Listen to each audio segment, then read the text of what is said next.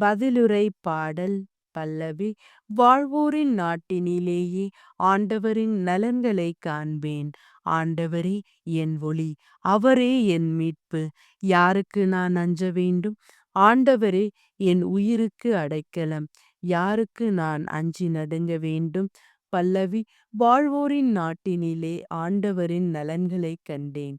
நான் ஆண்டவரிடம் ஒரு விண்ணப்பம் செய்தேன், அதையே நான் நாடித் தேடுவேன்.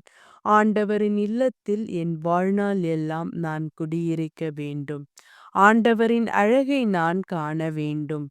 அவரது கோவிலில் அவரது திருவுள்ளத்தை கண்டறிய வேண்டும். பல்லவி. வாழ்வோரின் நாட்டினிலே ஆண்டவரின் நலன்களைக் காண்பேன்.